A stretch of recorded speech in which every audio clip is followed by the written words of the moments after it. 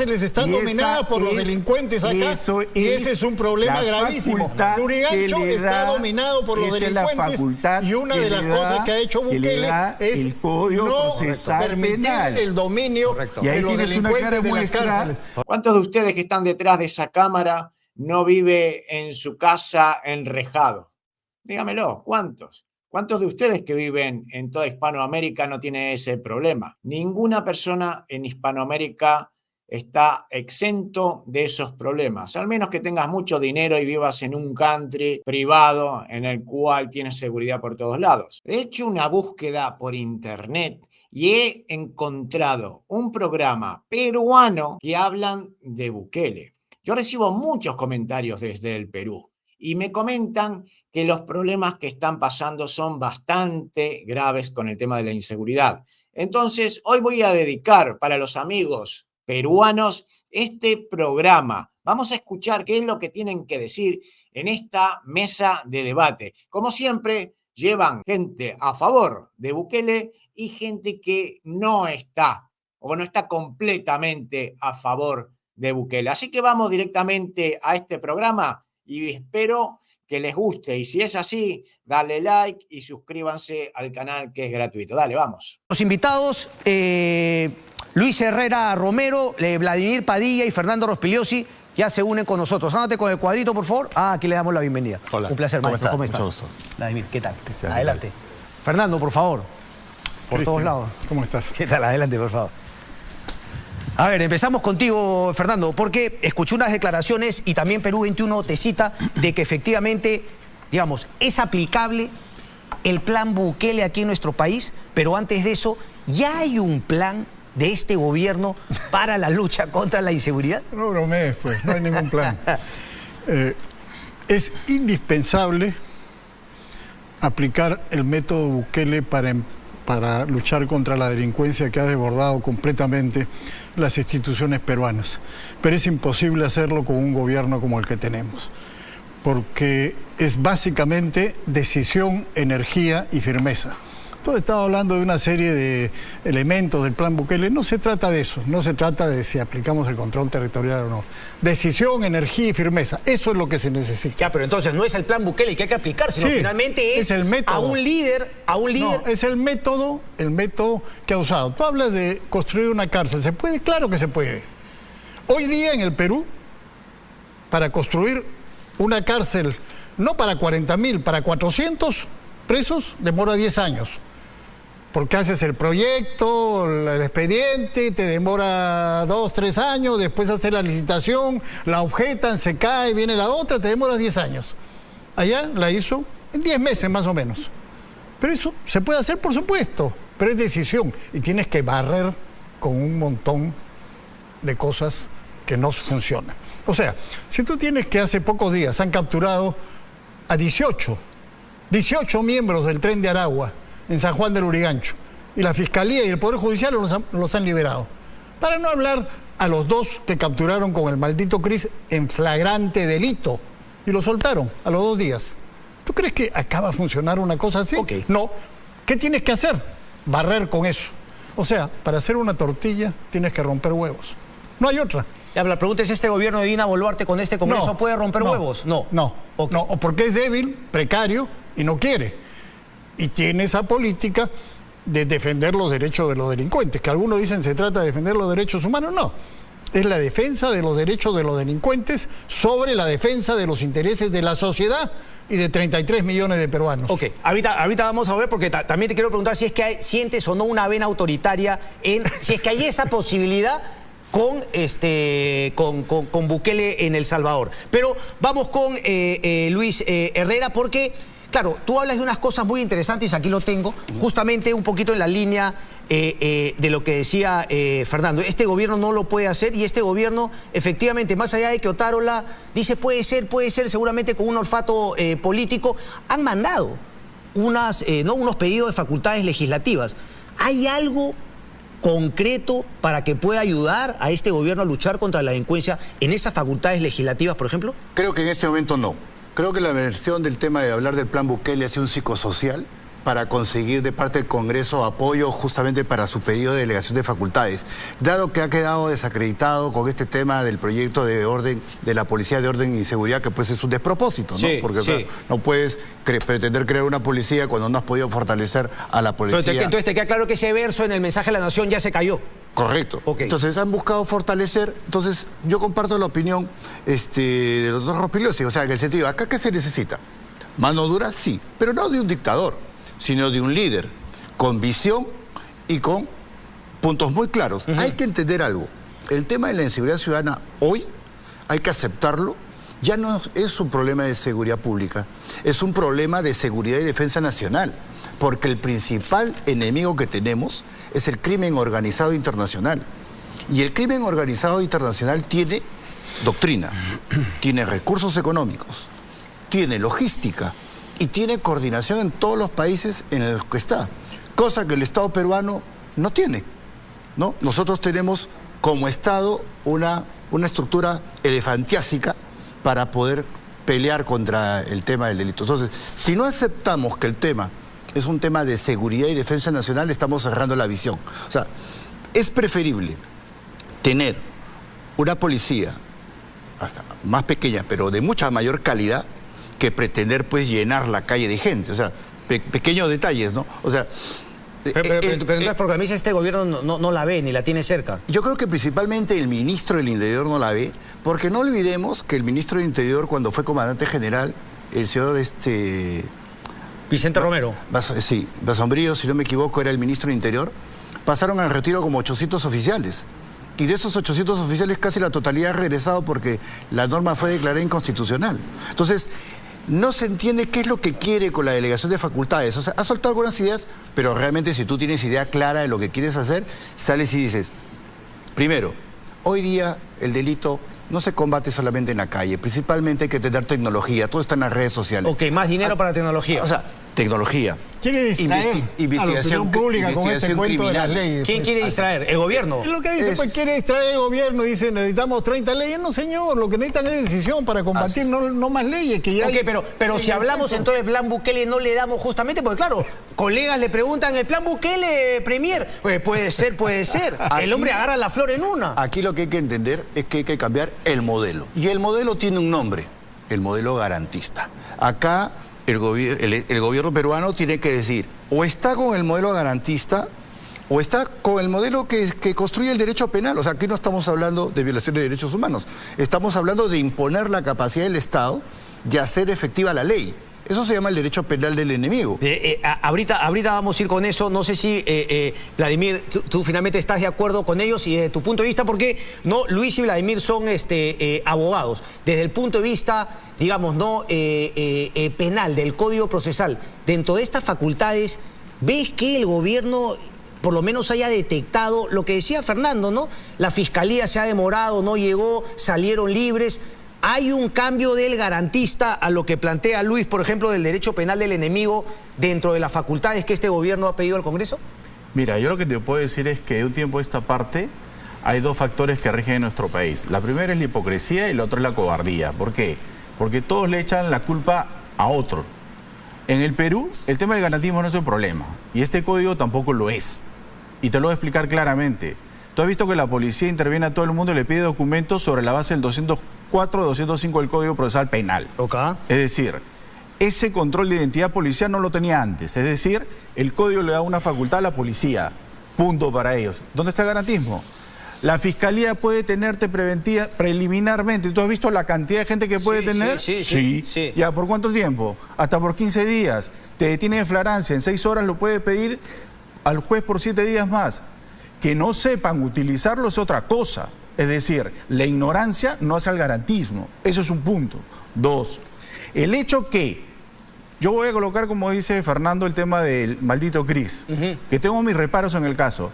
Fíjate, una chica inexperta que no llega ni a los 20 años, a la gran policía se las está paseando. ¿Dónde está el servicio de inteligencia? Wanda. Claro, ¿dónde está? O sea, por favor, o sea, a ver, hay buenos efectivos en la policía y hay malos efectivos. Entonces, al final de cuentas, sí estoy algo de acuerdo con Lucho en que este tema de Bukele es un engañamuchachos. Pues. Porque toda la semana hemos estado hablando de Bukele. Tal cual. Pero mi intención justamente era esa, hablar de ese tema, pero para decir, oye, no estemos hablando de Bukele, sino ¿hay algún plan en este gobierno actualmente o no? Hay algo que tú has dado en clavo. Tu primer gráfico. Estamos diciendo que un mecánico que arregla bicicletas, ese plan del que arregla bicicletas va a arreglar un camión. Ya. Tú los comparado, o sea, El Salvador es así, el Perú es inmenso. Tiene un montón de regiones, tiene 30 y tantos millones de habitantes. Yo te puedo decir una cosa, nosotros tenemos planes peores que los de Bukele. 48 meses de prisión preventiva, lavado de activos. Acá se le aplica la prisión a todos, no solamente a bandas. Y peor aún, fíjate tú, lo de Bukele puede ser un exceso y eso se verá en el tiempo, por dos razones. Hay un efecto y hay que saber criminología para saberlo. ¿Y qué cosa es? El efecto hidráulico. Cuando tú persigues a los delincuentes no se van a querer esperar que tú lo detengas, se van. Es cuando tú correteas, por ejemplo, ¿por qué no hay tanta cantidad de robos de San Isidro? Y si hay en otros lados. Porque se mueven. En Centroamérica te puedo apostar que las maras se han dispersado. Porque las maras no solamente están en El Salvador, están en otros lados. ¿Eso qué quiere decir? Que las maras no son tontas. Pues. Y lo que tú decías tiene acogida. Otro punto, cuando tú persigues a estas organizaciones delictivas a través de la fuerza de seguridad, muchas veces también existe por la corrupción que las fuerzas de seguridad malas apoyan a un grupo de esos sectores. En Trujillo, ¿te acuerdas tú? Que se dividía la policía, una apoyaba a una banda de delincuentes, la otra banda de delincuentes. Y se agarraron a balazos. Y esto es anécdota. Oye, el tema de Bukele, ¿cuánto cuesta el plan Bukele? Nadie ha dicho eso. ¿Cuánto es la plata que ha gastado? Porque hasta donde yo he visto, El Salvador tenía un plan antes de Bukele. Por diferentes ONGs financiados o que querían financiarlo. 2.100 millones de dólares. Entonces, eso, pero obviamente para conversar, para hacer sus proyectos, todo. ¿Y cuánto habrá costado esto? Fernando. Discrepo absolutamente con el señor. No, me queda claro, por eso te doy la palabra. Totalmente de la teoría. No es garantista, no es garantista. Y los 18 que soltaron... no es garantista. Pero estamos hablando de la realidad. Ya. Estamos hablando de la realidad. No pueden capturar a Wanda. Por favor, ubicaron al maldito Cris. No, estamos hablando de Wanda. Lo ubicaron y lo liquidaron. Como tenía que hacerse. Pero, a él. Pero entonces tú estás planteando que la policía es muy buena. ¿Es muy buena? Es muy buena. Okay. Es muy buena cuando la dejan actuar y cuando tiene el respaldo y cuando tiene lo que necesita. Hoy día, por ejemplo, 25% de patrulleros de los que había en el 2015. 25% en la unidad de emergencia de Lima. Sistema de comunicaciones, un desastre. ¿Por qué crees que la gente llama al serenazgo y no a la central de la policía? Pues es un desastre. Corrupción en el gobierno de Ollanta-Humala. Ya, pero un poco, Vladimir, en la línea de que si es que efectivamente tú crees que necesitamos leyes más duras o no, o con las leyes que tenemos y está. No, las leyes son durísimas, hombre. ¿No has visto cómo condenan a este señor Urtecho a 22 años? Ahora, ya. La otra cosa, El Salvador es pequeño, el Perú es grande, por favor. ¿Hay políticas o no hay políticas? Hay políticas económicas, estatistas y liberales que se aplican en los países pequeños y los grandes. Hay políticas de salud, el COVID. ¿Encierras a la gente o no le encierras? En Suecia no le encierran, acá le encerraron, en el país chico le encerraron, en el grande también. Bueno, son tonterías. Lo que estamos hablando es métodos, no exactamente si se hace el control territorial o no, esas son cosas que son específicas, sino la realidad es que se requiere decisión y energía para acabar con esto. Acá el señor decía, estamos ante un problema de seguridad nacional. Mira, la policía calcula mínimo 30.000 delincuentes venezolanos, algunos dicen 100.000.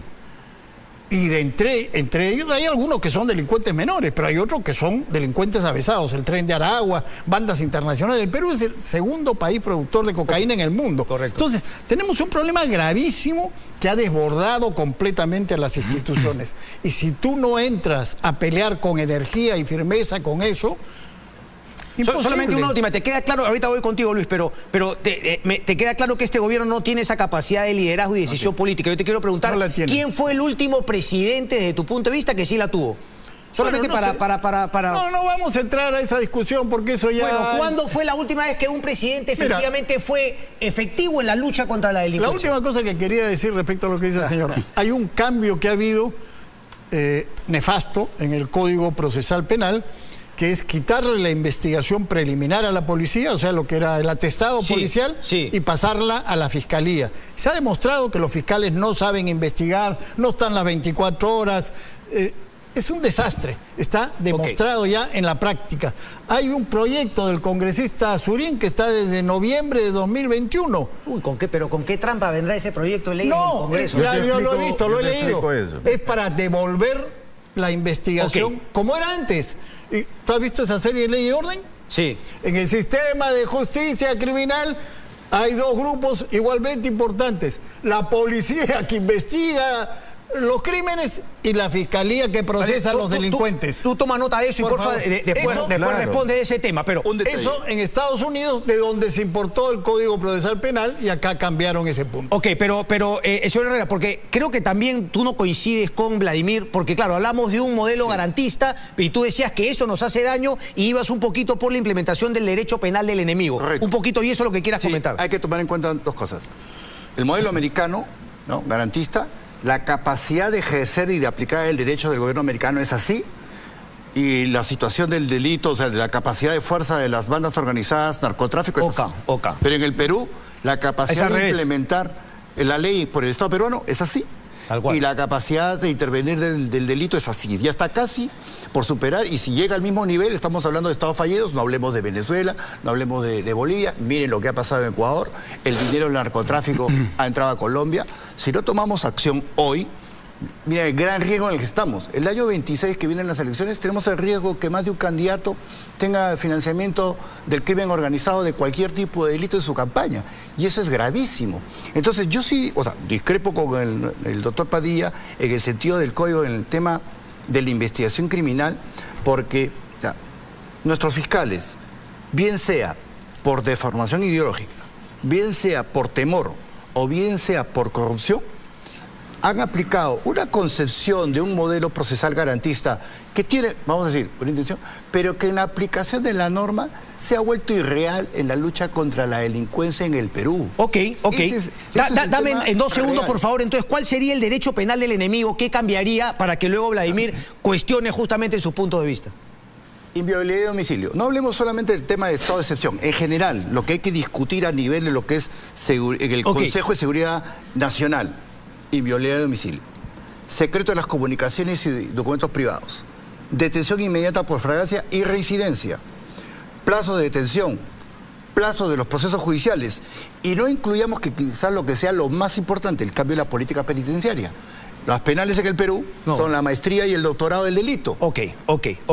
Entonces, si no entendemos eso, como digo, el riesgo que tenemos es que en menos de 10 años vamos a estar igual o peor que México. Ok, pero yo en el tema de las cárceles no veo mayor cosa vinculado, digamos, al derecho, al Código Procesal, sino finalmente a una decisión y a una gestión en la cual todos los alcaldes que se llenan la boca del plan Bukele, ninguno te dice, oye, ¿sabes qué? Yo tengo la decisión política de aquí traer una cárcel. Por eso decíamos que no necesitamos la mano dura de un dictador, necesitamos la mano dura de un liderazgo que tenga visión y capacidad de gestión.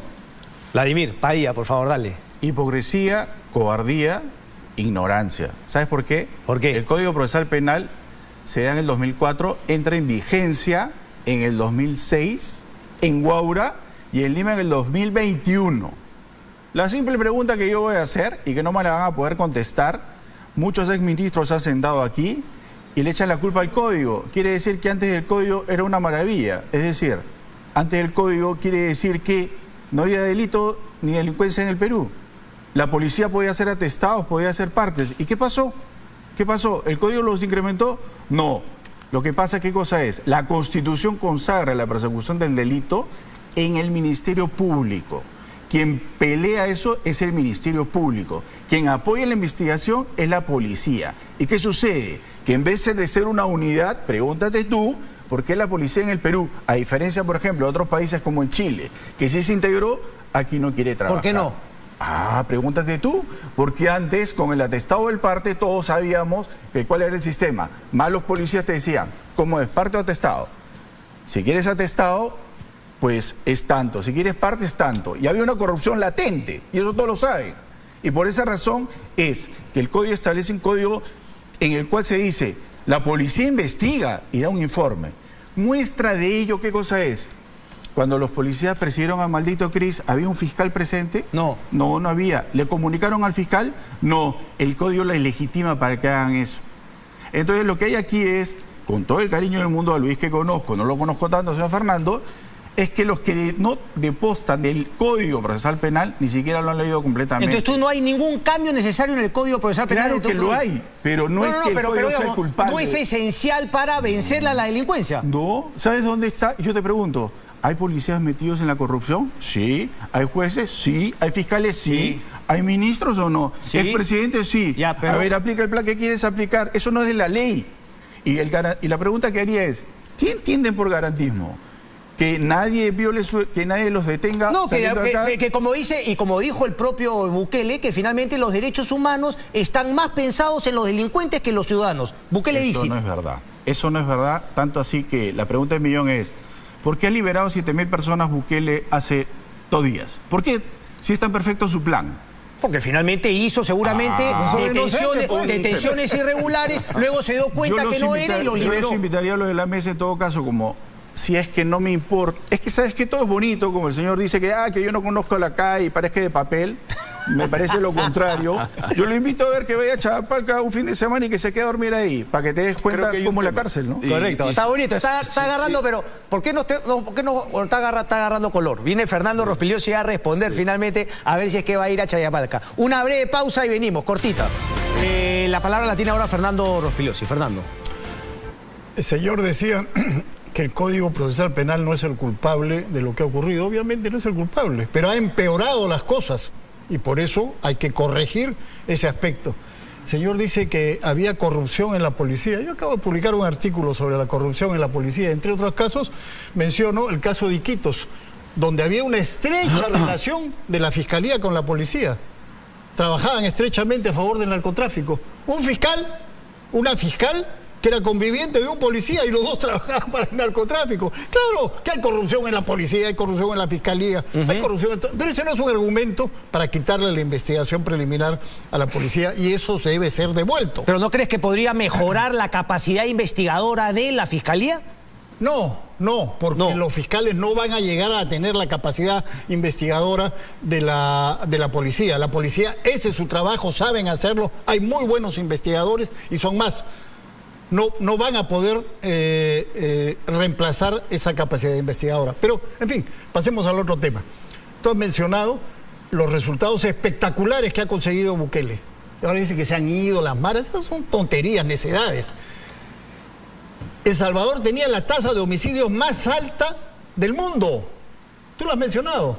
Más de 100 por 100.000 habitantes. Sí. Y ahora ha bajado a menos de la 10ª parte. Sí. Eso no, ¿en cuántos años? Ok, en 4 años. En 4 años. Lo dice Inside Crime. ¿Eso es sostenible? ¿Crees que, o sea, es un éxito definitivamente en el corto plazo? Por supuesto es sostenible si se mantiene el método Bukele, si se mantiene una política dura contra la delincuencia. Ahora, si empiezan a soltar a los criminales de la cárcel, bueno, estamos fregados. Pero han bajado más de 10 veces la tasa de homicidios. Eso no se ha hecho en ninguna parte del mundo. No solamente en América Latina, en ninguna parte del mundo se ha bajado la tasa de homicidios. Eso es una evidencia.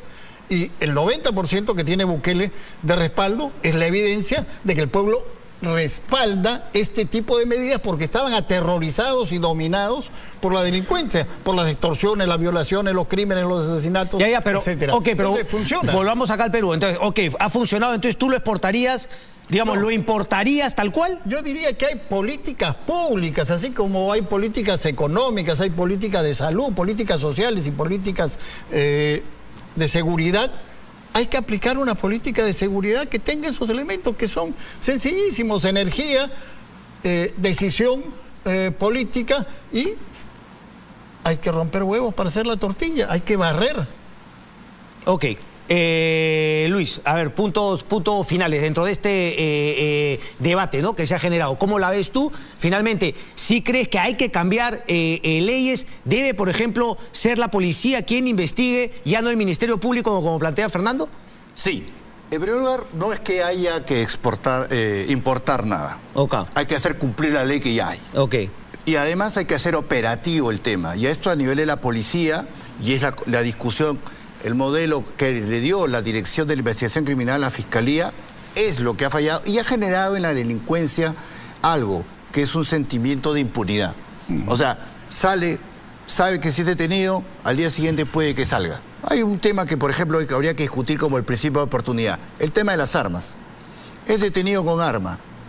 Una pena que va de 6 a 10. Un principio de oportunidad puede que salga rápido. Pero, o sea, esa persona que sale a delinquir con arma no está saliendo pues a amenazar, ¿no? Está saliendo a causar daño. Entonces, por eso es que señalamos que tenemos que hacer... O sea, acá hay que implementar mano dura, pero de manera inteligente. Saber mirar dónde está el problema. El problema está, primero, en la investigación criminal. Segundo, en la duración de los procesos. Los procesos penales son demasiado largos para la sanción y eso hace y crea impunidad. Y tercero, tenemos que modificar nuestra política penitenciaria. O sea, nosotros, tenemos islas. ¿Hay algún problema, es algún tema violatorio llevar los penales a las islas? Se ha mencionado acá, 7 meses para construir un penal. A nivel de eficiencia de la gestión pública, hoy por hoy, eso es casi imposible. Sí. Ya vemos que solamente nos hemos pasado medio año discutiendo de la creación de la Autoridad Nacional de Infraestructura, sí, que todavía ni siquiera tiene ROF, ¿no? Entonces, nuevamente, si el gobierno de la señora Boluarte cree, o sea, realmente tiene la voluntad de luchar contra la delincuencia, primero tiene que reconocer y aceptar que este es un problema, como digo, de seguridad nacional y por tanto no es un tema solo de la policía, solo de la fiscalía, solo del Poder Judicial. Acá tienen que intervenir todos los actores del Estado porque también aquí hay que mover la máquina económica, si no la cosa va mal. Y desde el punto de vista de la fiscalía, cada uno tiene que traer lo que le corresponde. La policía investiga, hace la investigación criminal, el Ministerio Público verifica la legalidad del procedimiento y el Poder Judicial sanciona. Ahí es, en esa cadena de valor es la que tenemos que entrar a hacer las modificaciones. Y dentro y en detalle, inversión. Porque si no invertimos... Nosotros en cárceles, en tecnología, en capacidades investigadoras... Se habló acá de la brecha. Yo fui parte del equipo que elaboró el plan Mariano Santos al 2030. Nosotros identificamos una brecha de 23.000 millones de soles en el que había que invertir en la policía hasta el 2030. En personal, infraestructura, tecnología, equipamiento y comunicaciones. Entonces, tenemos 1.800 comisarías a nivel nacional. ¿Están interconectadas? No. Tenemos laboratorios. Nuestros laboratorios son viejos en comparación con lo que tiene el Ministerio Público. Para poder, se capturan, salió la noticia, 4.000 celulares que se roban diariamente y aparte los que son capturados. El laboratorio de la policía tiene 5 equipos para poder romper y leer los equipos de celulares. Ok, entonces hay que meterle plata detrás de las palabras. Si no, nunca vamos a poder avanzar en la lucha contra la delincuencia y eso finalmente desde el punto de vista que se mencionó acá el tema del BRAE, allá en el BRAE el tema no es solamente militar. Ahí ha habido planes donde en un momento lo condujo el Ministerio de Cultura y nunca el Estado ha entrado a la zona a hacer carreteras, a hacer hospitales. Entonces, el tema es mucho más complejo.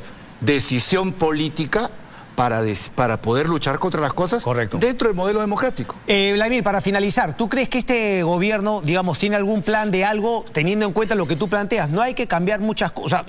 ¿A ti te parece que el código, las leyes, no hay que cambiarlas? Entonces, ¿qué se necesita finalmente para empezar a mostrar cierto éxito en la lucha contra la delincuencia? Fíjate, son varias cosas. En primer término, y hay que decirlo rotundamente, es inmoral y además es, ¿sabes qué, inaudito? Que quien acepte el cargo del ministro de Interior no tenga el suficiente liderazgo ni conocimiento para eso. Fíjate, a través de todos los años que hemos tenido aquí. Parte de la delincuencia es eso, que quien asume un cargo político cree que porque yo no sería ministro del Interior y creo que sé mucho más de aquellos que saben, que han leído un par de cosas, saben de crimen. Y eso no es así. Segundo lugar, y rectifico a Lucho, tenencia ilegal de arma de fuego tiene 6 a 15 años. Jamás va a haber un principio de oportunidad. El principio de oportunidad son para delitos bagatela. En tercer lugar, ¿por qué existe el crimen? Hay que llamar expertos, a criminólogos. Existe porque tenemos a niñez abandonada y adolescentes abandonados. Es por eso.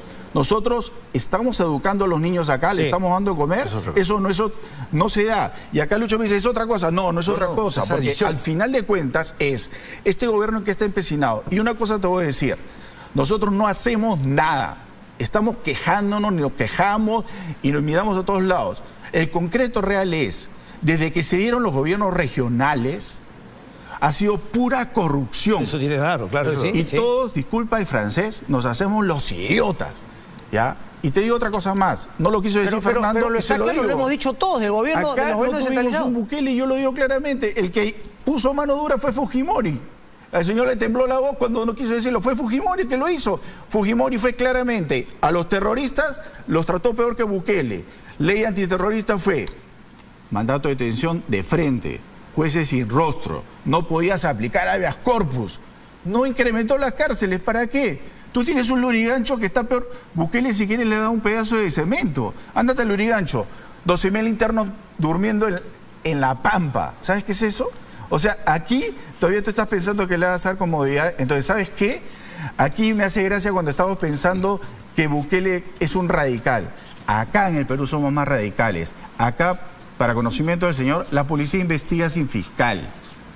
La policía le da cuenta al fiscal. O sea que el señor debería pasearse un poco y debería de conocer un poco lo que es la realidad. Para y eso es conocimiento la del facultad. señor, las cárceles están dominadas por los delincuentes acá, y ese es un problema gravísimo. Lurigancho está dominado por los delincuentes, y una de las cosas que ha hecho Bukele es no permitir el dominio de los delincuentes de las cárceles. Lurigancho está dominada por los delincuentes. Cuando tú eliges un político como exministro del Interior, gracias a entérese de la realidad. Usted debería realizar y leer el código procesal penal. Muchas gracias a todos. Lo que me aclara, José, es que aquí había algo interno que no habíamos detectado antes de hacer la invitación al programa. Muchísimas gracias, señor. Parece que se tenían algo que yo, la verdad, no conozco.